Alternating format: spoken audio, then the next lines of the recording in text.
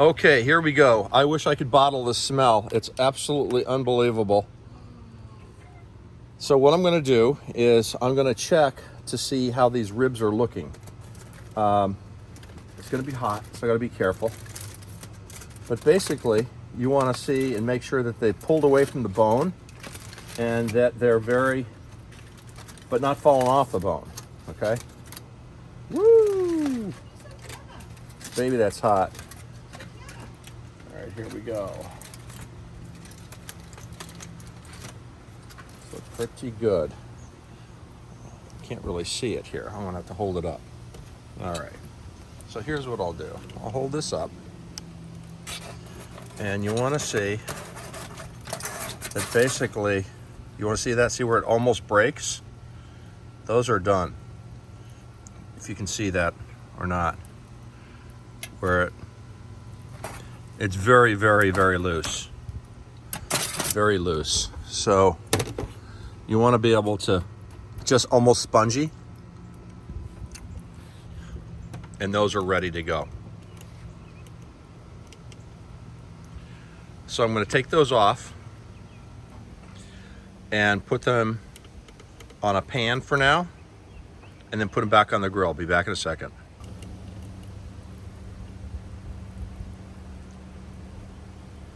Just looking beautiful. So basically, I'm just going to slip my tongs underneath here, the length of them, and put it right on the grill. There we go. Just like that.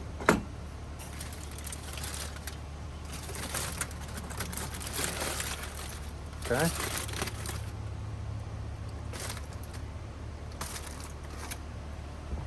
Two more to go. Okay, and there we have it. We've got 3 racks of ribs. And I'm just gonna shut this for a couple of minutes. And what I'm gonna do is just let it dry out just a touch. I'm keeping the temperature at about 2 1/4. And there's no need to turn it up. Those ribs are, in essence, they're done.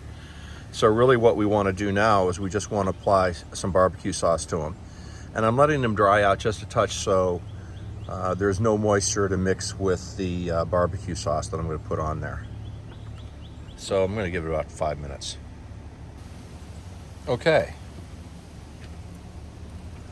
So what's nice about these ribs, you literally could take them off right now. And you could wrap them, put them in a cooler for a few hours, take them to a neighbor's house, and then reheat them. But I'm just going to do this now. I'm just going to start glazing it a bit and let this barbecue sauce set on the meaty side first. It doesn't really matter. You can do it either way. They're super, super tender. I probably had them in there a bit long.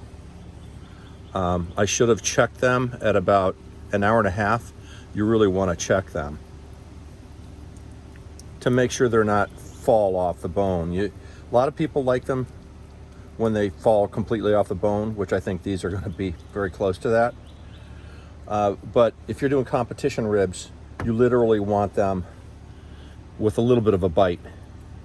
And since I was having a little trouble today with the temperature variation here, I couldn't be as exacting as I wanted to be. But I think they're going to taste just fine. They're looking amazing. They smell even better.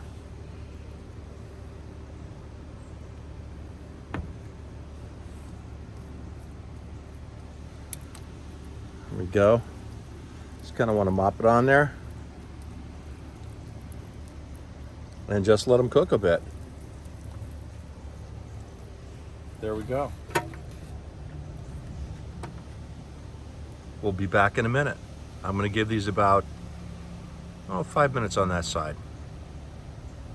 Okay, back again.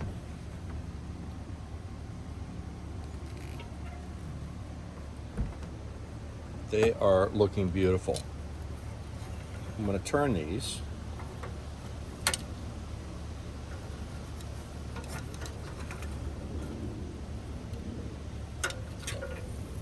See how the bone's falling out of that? It's a little bit too done. That's okay. It's still going to taste amazing.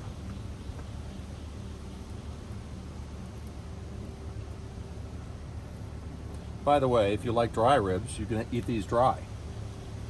There's no reason that you have to put any kind of sauce on these at all. And you can also use, whatever you like. Your Western barbecue or Kansas City barbecue, you like it sweet. I like my ribs sweet, so I'm using the Cattleman's barbecue sauce. Just happens to be what I had in the refrigerator. I like it. It binds well and it tastes good. But you literally can use whatever your favorite is. And you're just painting it on, basically. Right?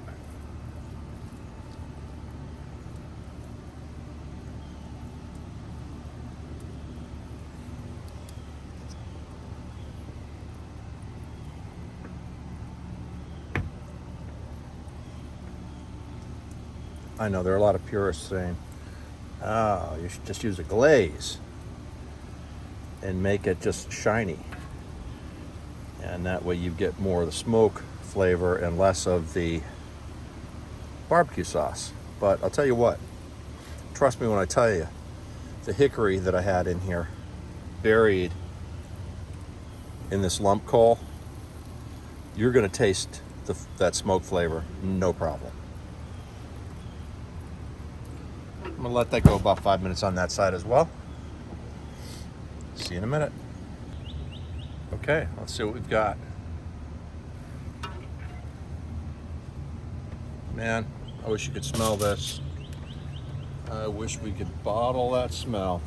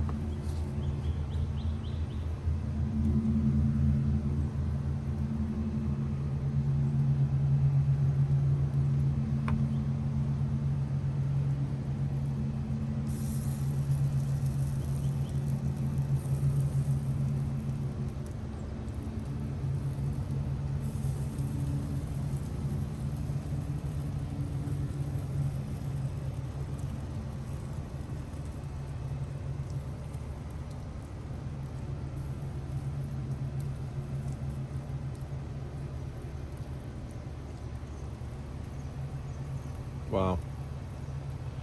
It's coming out very, very nicely. Of course, the smoke is chasing me here.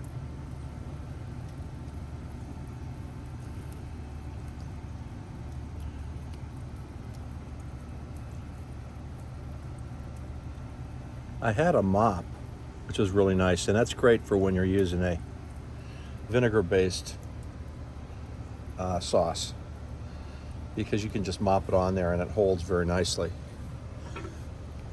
I find that this little spreader works pretty well with the thicker barbecue sauce. Well, there we go. We're just going to give this a couple more minutes. Okay, let's see what we've got here. They're looking better and better each turn, and I think this may be the last turn here.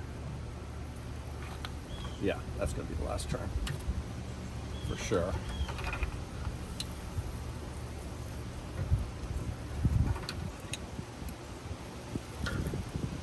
Look at that.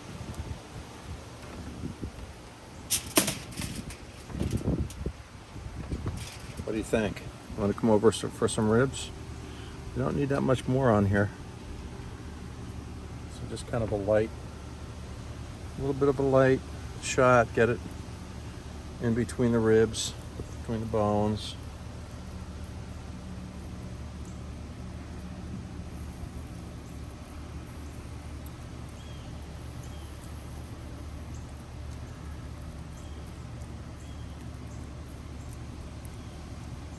And then we'll turn these one last time for just about 2 or 3 minutes. And I'm going to pull them off and I'm going to wrap them because we're going to travel. We're going to go next door and share these ribs. Although I'm inclined to maybe just keep them all to myself because that's the kind of guy I am. Oh my goodness. Okay, here we go. See you in a minute. Here's what's left. I'm going to crank it up. I usually crank that up to 500 or so and let it burn off. And then I scrape the grate and shut her all down. And here is what it looks like. Ready to be wrapped for my little trip.